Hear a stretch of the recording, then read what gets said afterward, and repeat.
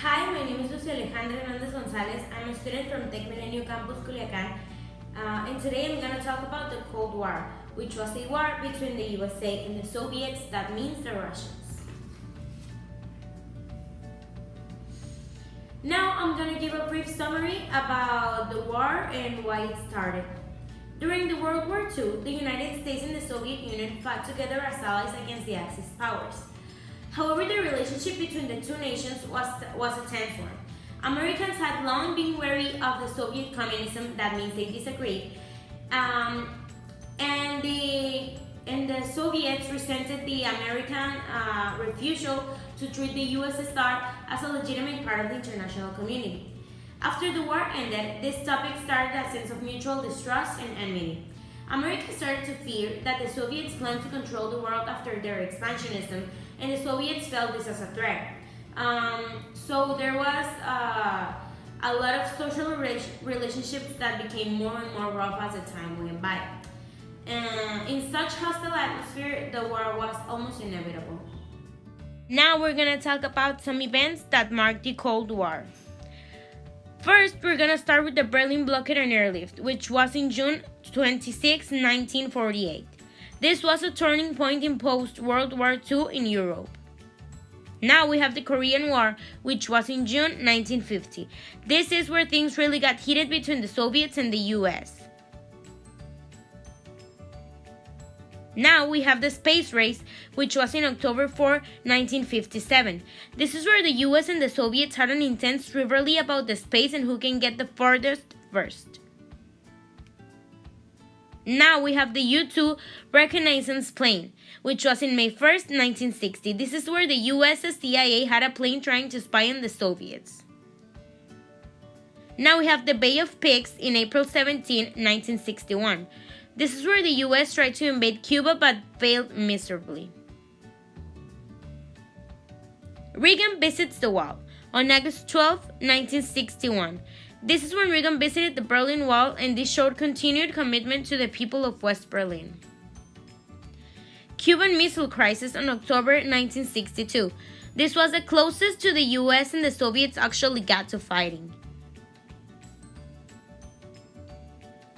Strategic Arms Limitation Talks. This was in November 1969. This was one of the first steps to slow the arms race. The Soviets invade Afghanistan in December 1979. The US and the Soviets each back at a different side, and this led to the US boycotting the 1980 Olympics. Now we have reunited Germany in November 9, 1989. The Cold War got its name because both sides were really afraid of fighting each other directly. In a hot war, nuclear weapons might destroy everything. Capitalism is an economic system started by Adam Smith, which is characterized by private or corporate ownership of capital goods, by investment that are determined by private decision, and by prices, production, and distribution of goods that are determined mainly by competition in a free market. Socialism is a political and economic theory started by Carlos Marx. This theory advocates that the means of production, distribution, and exchanges should be owned and regulated by the community as a whole. Now we're gonna interview my grandfather, Julio Alberto. ¿Tú sabes qué es la Guerra Fría? Pues más o menos tengo una idea. ¿Cuáles eran los países que eran los líderes del mundo en el tiempo de la Guerra Fría?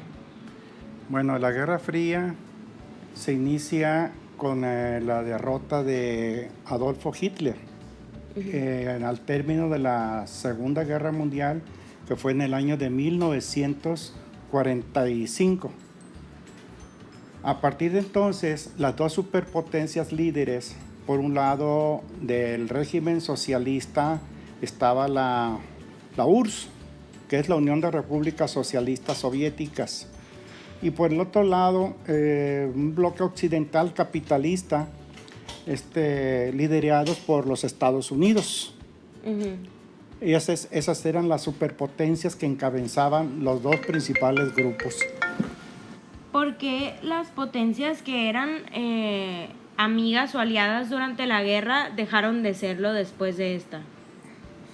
Bueno, precisamente ese es el principio de la Guerra Fría. Cuando Alemania cayó en poder de los aliados, el mundo quedó dividido en dos grandes bloques de pensamiento filosófico comunista y capitalista. Entonces, para Estados Unidos y Rusia, que hoy la antigua Unión Soviética, pues el objetivo principal era tomar Berlín, derrocar a Adolfo Hitler, terminar con el nazismo.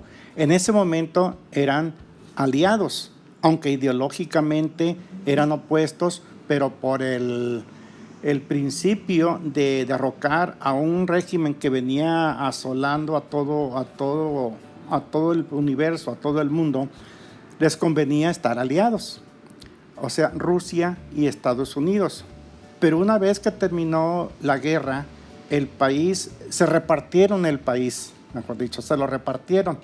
Entonces, de ser aliados bélicamente o militarmente, pasan a un término de ser enemigos, tanto militarmente como ideológicamente, en lo militar, en lo económico, en lo social, inclusive hasta en el deporte. Y en las Olimpiadas. Durante las Olimpiadas, sí, había ciertas rivalidades. Y toda esta tensión entre un bloque y el otro bloque puso en mucha preocupación al mundo, porque de que se fuera otra vez a iniciar una guerra que nadie quería. Una tercera guerra mundial de consecuencias más catastróficas que la anterior.